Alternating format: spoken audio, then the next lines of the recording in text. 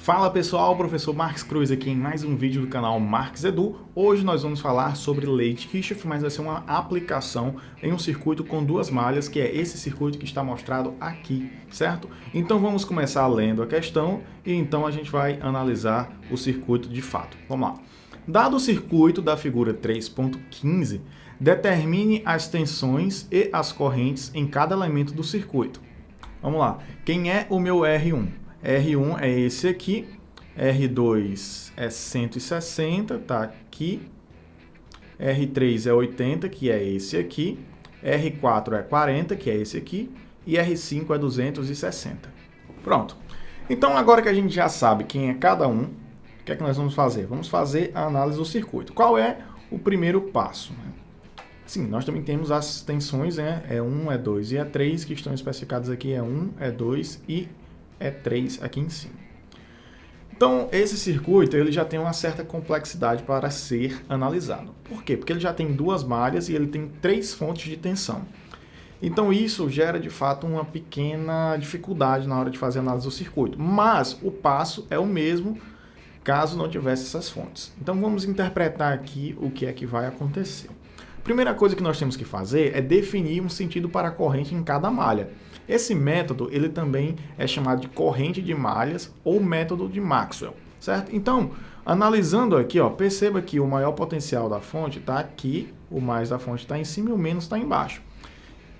Olhando para essa aqui, o menos está aqui e o mais está aqui. E olhando para essa, o mais está aqui e o menos está aqui. Como é que eu sei isso? Sempre a barrinha maior, ela vai nos dizer onde está o maior potencial da fonte. No caso, o positivo da fonte e o negativo é a parte menorzinha.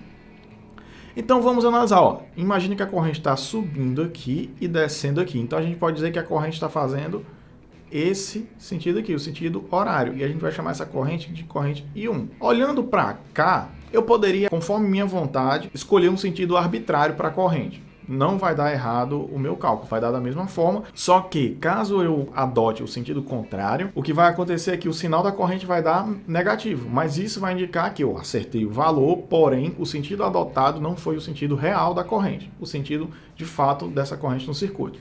Mas aqui nós temos uma indicação, ó, se essa fonte aqui está empurrando a corrente para cá e essa aqui está empurrando para cá, então dá para a gente entender que essa corrente está fazendo aqui, ó, no sentido anti-horário, que esse aqui vai ser o meu I2. Nós temos duas malhas, a malha M1, que eu vou chamar essa de cá da esquerda, e a malha M2, que eu vou chamar essa malha aqui da direita, que tem o I2, certo? Então o que é que nós vamos fazer? Nós vamos fazer, primeiramente, definir os potenciais em cada terminal de cada dispositivo. Os das fontes nós já determinamos, e agora nós vamos determinar nos resistores. Então, vamos lá, vamos entender qual é a lógica por trás para depois a gente poder passar a colocar aí as polaridades. Na verdade, os potenciais, né? Então, nos resistores, os resistores são elementos que consomem energia, por sua vez, eles têm uma queda de potencial nos seus terminais. Então, quando a corrente entra, tem um potencial maior, quando a corrente sai por esse dispositivo, ele vai ter um potencial menor. Então, a gente vai ter sempre que o nosso mais, entre aspas, porque esse mais, na verdade, é só um maior potencial, ele vai ser onde a corrente entra e o menos, entre aspas, também vai ser onde a corrente sai. Então, analisando a partir daqui desse ponto aqui, certo? Do R1, a gente vai ter que, ó, a corrente está entrando aqui. Então, esse aqui é o maior potencial dessa resistência. Se está saindo aqui, aqui é o menor potencial dessa resistência. Analisando agora em R2, a corrente vai entrar por aqui. Imagine que a corrente está seguindo aqui na linha, ó, certo? Então, a corrente, o mais é aqui e a corrente vai sair aqui. Na fonte não vai ser alternado de acordo com a corrente, eu poderia inverter essa fonte, que o sentido da corrente seria o mesmo. E aqui embaixo nós temos esse resistor, ó, entra no mais, sai no menos, com o sentido que a gente adotou. Do lado de cá, ou seja, na malha 2, a gente vai ter a mesma coisa. Eu vou sair desse ponto aqui e tenho que voltar até ele, né? Então, ó, a corrente está vindo daqui nesse sentido. Então, ela aqui é o mais. Se ela entrou no mais, ele teve uma queda de potencial, aqui é o nosso potencial menor.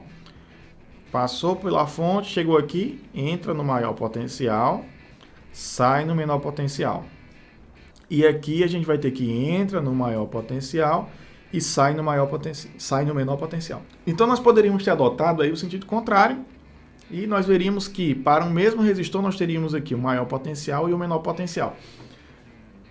Só que essa análise é com a corrente no sentido contrário. Quando eu fizer meu cálculo, vai dar tudo certinho, só que aí depois a gente vai perceber que, de fato, não é assim o sentido da corrente. Mas vamos fazer dessa forma que está mostrado aqui. Então vamos começar com a malha 1 do meu circuito, esse lado de cá, o lado esquerdo. Então na malha 1, a gente vai ter a equação de malha da seguinte forma. Vamos sair desse ponto aqui em vermelho que está destacado. Então a gente vai ter assim, ó. Quem é a tensão em cima desse resistor aqui? Pela primeira lei de Ohm, a tensão V1 é R1 vezes I1. Então é R vezes I. E essa tensão ela vai ficar possível porque ó, a ponta da setazinha entrou no mais. Se entrou no mais, a gente vai considerar que ela é positiva. Então aqui tem um mais. Não precisa colocar que positivo a gente já sabe, né? Aí vamos passar agora pela fonte. A fonte é 1. A ponta da seta vai tocar primeiramente no menos, então é menos E1. Vamos agora para o resistor 2. A ponta da seta vai tocar no mais, então é mais. Quem é a tensão nesse resistor? É R2 vezes I1. Aí você já pensava, é R2 vezes I2. Não, I2 foi o que a gente chamou da corrente na malha 2. Então nessa malha aqui ainda é a corrente I1, certo? Então é I1, R2 e 1. E agora nós vamos descer aqui, ó. Vamos descer. Então vai ficar menos E2, porque está tocando primeiro no menos. E aqui, nesse ponto aqui, nós vamos ter a influência de duas correntes, tanto a corrente I1 quanto a corrente I2. Então a gente vai fazer a influência, vai somar a influência das duas.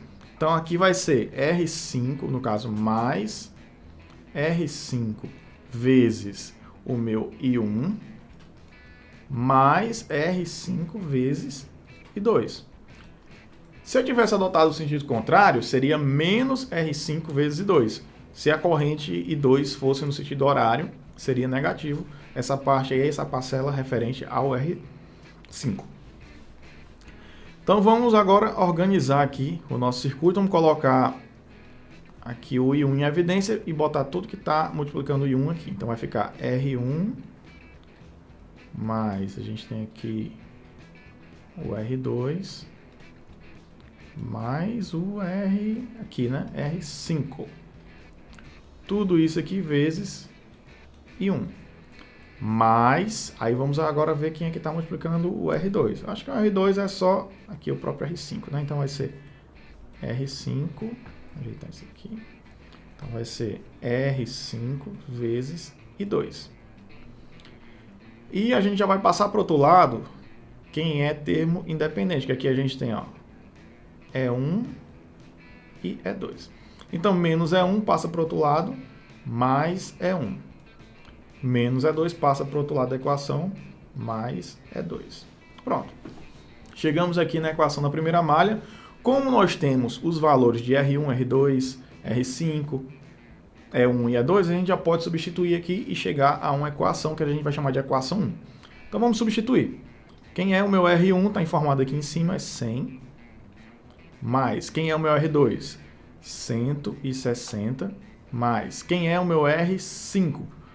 260. Tudo isso vezes I1, que é o que eu estou procurando, mais R5, que é 260, vezes I2. Tudo isso igual a E1 mais E2. E1 é 18. E2 é igual a 12. Então, como é que vai ficar isso aqui? Ó? A gente vai ter 260 mais 260, 520. 520 e 1. Mais 260 e 2 igual a 18 mais 12, 30. E aí nós já podemos fazer uma simplificação aqui, ó, desse zero aqui, porque dividindo todos os lados por 10. Então a gente chega a isso aqui. Então nós vamos chegar à primeira equação, que é 52 vezes I1 mais 26 e 2, isso é igual a 3. Vamos guardar essa equação aqui, e essa equação vai ser a nossa equação 1. E agora nós vamos descobrir quem é a equação 2, fazendo o mesmo procedimento para a malha 2. Então, na malha 2, vamos fazer aqui. A gente vai ter que, na malha 2, eu posso sair desse ponto, eu posso escolher qualquer ponto que eu quiser para poder sair, eu vou escolher esse aqui, aleatoriamente, não importa. Então, saindo desse ponto, ó, a corrente está subindo, então ela vai entrar no mais R4. Então, quem é a tensão no R4? É R4 vezes a corrente é I2. R4 e 2. Menos E3. Por que é menos? Porque ó, a ponta da seta está tocando menos da fonte. Então é menos E3. Depois, mais R3 vezes a corrente I2. E agora a gente vai descer. Então, descendo, a gente vai ter menos. Ó, a ponta da seta vai tocar primeiramente no menos do E2. Então, menos E2. E agora a gente vai ter aqui, da mesma forma que nós fizemos na primeira malha, nós vamos ter na segunda. O resistor R5 vai ter influência tanto do I1 quanto do I2. Então vai ficar mais, porque a ponta da seta vai tocar primeiro no mais R5 vezes I2, mais R5 vezes I1. Tudo isso aqui, ó, como a gente chegou aqui voltando para o mesmo ponto que a gente saiu, então isso aqui é igual a zero. Porque a lei de Kirchhoff para a tensão fala que a soma das tensões em uma malha fechada é sempre igual a zero, tá bom? Então agora o que é que nós vamos fazer? Vamos organizar da mesma forma que nós fizemos com a malha 1. Vamos colocar aqui tudo que está agrupado com o I1 primeiro e depois quem está agrupado com o I2.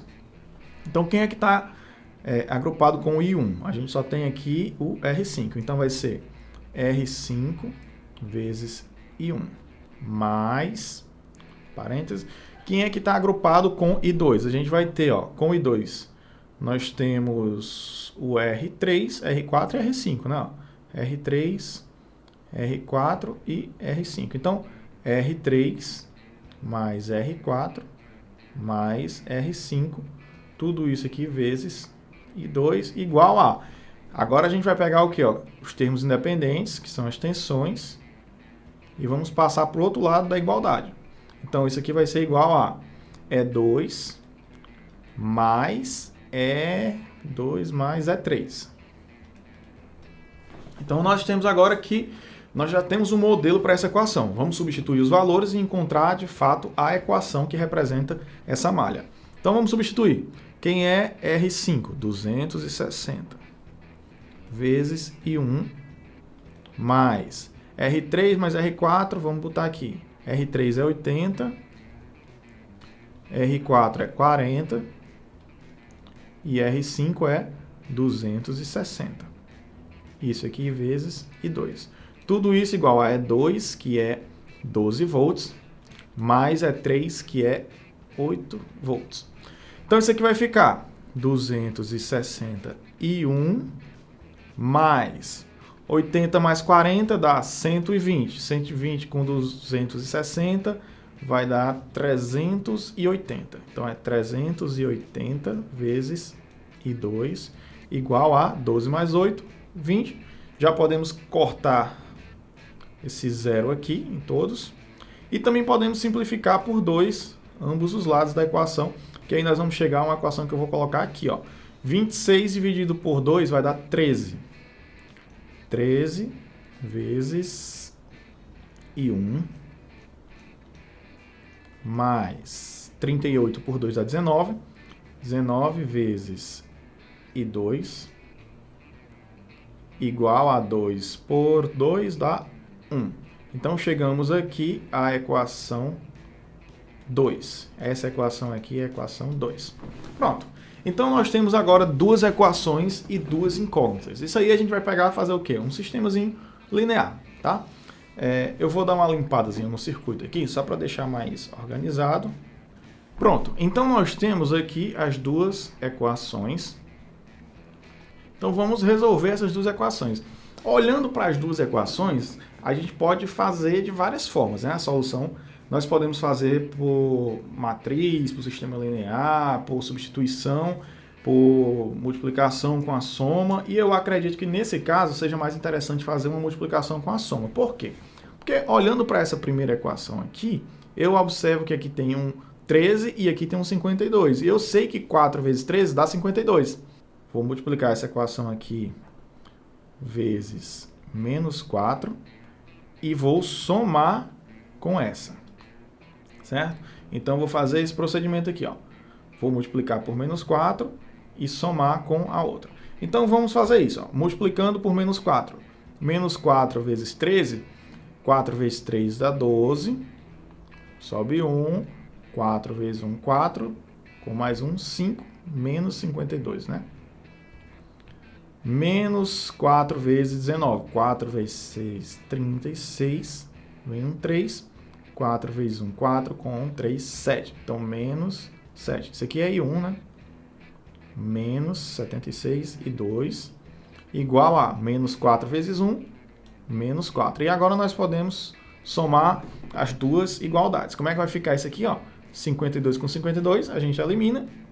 A gente vai ficar aqui, menos 76 mais 26 vai dar menos 50 e 2, igual a menos 4 mais 3 vai dar menos 1. Então, a gente tem daqui que o nosso I2, podemos já multiplicar os dois lados por menos 1, e vai ficar tudo positivo, né? Porque os dois lados são negativos, não tem problema. Então, o nosso I2 vai ser igual a 1 dividido por 50, que é igual a 0,02 ampere. Nós podemos até especificar em miliampere, multiplicando essa resposta aqui por 1000. Então, nós vamos ter que essa resposta em miliampere, multiplicando isso aqui por 1000, é 20 miliampere. Então, nós já temos I2. Se eu quiser descobrir I1, basta substituir esse valor em qualquer uma das duas equações, que aí a gente pode encontrar o nosso I1.